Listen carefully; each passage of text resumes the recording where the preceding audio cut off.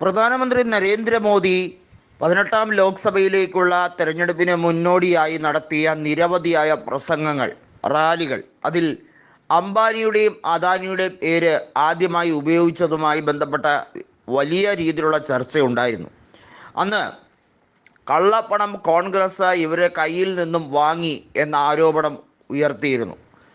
ഇതിപ്പോൾ ലോക്പാൽ കൃത്യമായി പറഞ്ഞിരിക്കുന്നു, തെരഞ്ഞെടുപ്പ് തന്ത്രമായി തന്നെ ഇതിനെ കണക്കാക്കണം എന്ന ഒരു പ്രഖ്യാപനം വന്നിരിക്കുകയാണ്. നമുക്കറിയാം, ലോക്പാൽ എന്നത് അഴിമതി തടയുന്നതുമായി ബന്ധപ്പെട്ട ഉന്നത അധികാരമുള്ള ഏജൻസി ആണ് എന്നുള്ളതിൽ എല്ലാവർക്കും അറിയാം. ലോക്പാൽ ആയിരുന്നാലും ലോകായുക്ത ആയിരുന്നാലും നടപടികൾ ത്വരിതപ്പെടുത്താൻ വേണ്ടിയുള്ള ഒരു സമിതി തന്നെയാണ്. ഇവിടെ രാഹുൽ ഗാന്ധിക്കെതിരെ അതിശക്തമായ ആരോപണം നടത്തിയ നരേന്ദ്രമോദി പിന്നീട് അതിനെക്കുറിച്ചൊന്നും തന്നെ പറയുന്നില്ല. വാസ്തവത്തിൽ ഡിഫമേഷന്, അതായത് മാനനഷ്ടത്തിന് രാഹുൽ ഗാന്ധിക്ക് ഒരു കേസ് ഫയൽ ചെയ്യാൻ സാധ്യത നിലനിൽക്കുന്ന സാഹചര്യം കൂടിയാണ്. തെളിവ് സഹിതമാണെങ്കിൽ മാത്രമേ അതിനെതിരെ ഒരു നടപടിയും സ്വീകരിക്കാൻ എതിർഭാഗത്തിന് കഴിയാതെ വരികയുള്ളൂ. ഇത് എന്ത് തെളിവിൻ്റെ അടിസ്ഥാനത്തിലാണ് എന്നുള്ളത് വളരെ വ്യക്തമാക്കേണ്ടതാണ്. മാത്രമല്ല, BJP കോടിക്കണക്കിന് രൂപ വിവിധ ഏജൻസികളിൽ നിന്നും ഇലക്ട്രൽ ബോണ്ട് വഴിയുള്ള ധനസമാഹരണം നടത്തിയിട്ടുണ്ട്. ഇത് വാസ്തവത്തിൽ കോൺസ്റ്റിറ്റ്യൂഷൻ നടത്തുന്ന, അല്ലെങ്കിൽ ഭരണഘടനയുടെ മറവിൽ നടത്തുന്ന ഒരു വലിയ അഴിമതി തന്നെയാണ് എന്നുള്ളതിൽ ഒരു സംശയം വേണ്ട എന്ന് കോൺഗ്രസ് അതുകൊണ്ടാണ് പറയുന്നത്. BJP ഇലക്ട്രൽ ബോണ്ട് വഴിയാണ് ധനസമാഹരണം നടത്തിയത്.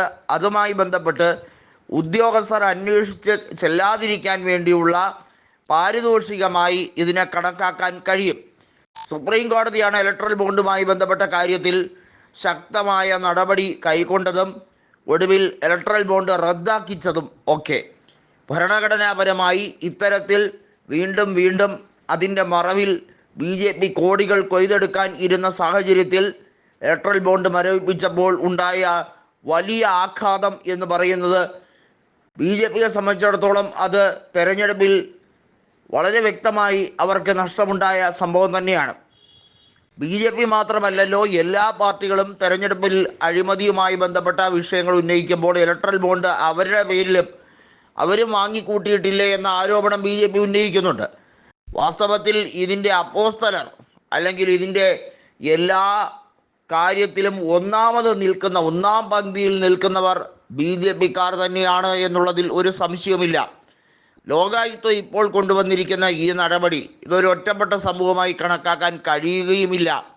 ഇലക്ട്രൽ ബോണ്ട് വീണ്ടും പൊടിതട്ടിയെടുത്ത് അത് മനോഹരമായി വെൽ പ്ലാൻഡോടുകൂടി മുന്നോട്ട് കൊണ്ടുപോകാൻ വീണ്ടും BJP ശ്രമിക്കുമ്പോൾ അതിനെ തടുക്കാൻ ജസ്റ്റിസ് DY ചന്ദ്രചൂഡ് എന്ന ചീഫ് ജസ്റ്റിസ് അധ്യക്ഷനായ ബെഞ്ച് അതിശക്തമായി നീങ്ങുകയാണ്.